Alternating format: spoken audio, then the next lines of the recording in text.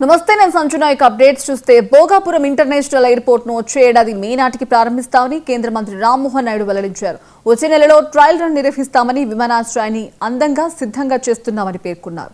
విశాఖలో GMR మాన్సిస్ aviation educity project ఒప్పంద కార్యక్రమంలో రామ్మోహన్ పాల్గొన్నారు. ప్రతి ఏటా ఏవియేషన్ రంగం 12% వృద్ధి రేటుతో పురోగమిస్తోందని వివరించారు. 40 years లో ఏం జరుగుతుందనడానికి చాలా లోతుగా ఈ సబ్జెక్ట్ చదివితే గానీ అవన్నీ కూడా తెలియవు.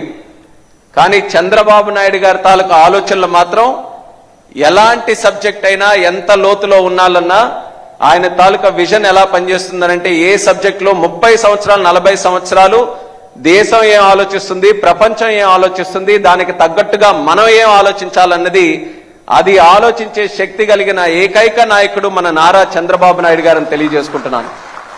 అలాంటి ఆలోచన ద్వారా పుట్టినటువంటి ఎడ్యుసిటీకి మన ఉత్తరాంధ్ర కేంద్రంగా పెట్టుకున్నాం. భోగాపురం ఎయిర్పోర్ట్ నిర్మిస్తున్నాం, చాలా అందంగా వస్తుంది. అతి త్వరలోనే దాన్ని ప్రారంభోత్సవం కూడా చేసుకోబోతున్నాం. మరొక నెల రోజుల్లో వ్యాలిడేషన్ ఫ్లైట్ కూడా అక్కడ స్టార్ట్ చేయబోతున్నాం. దానితో పాటు జూన్ మాసానికి పెట్టుకున్నాం. కానీ నేను మళ్ళీ చెప్పాను, వీలైతే ఇంకో నెల ముందే ఆ ఎయిర్పోర్ట్ను కూడా ప్రారంభించాలని రాజుగారు కూడా ఈ సందర్భంగా మరొకసారి గుర్తు చేస్తున్నాను. ఏవియేషన్ అనేది ఒక ఫ్యూచరిస్టిక్ సబ్జెక్ట్. అది ఏవియేషన్లో అప్ టు డేట్ గా ఉండాలి. ఏవియేషన్లో ఆదిలాబాద్ జిల్లాలో రేపు జరగబోయే తుది విడత పంచాయతీ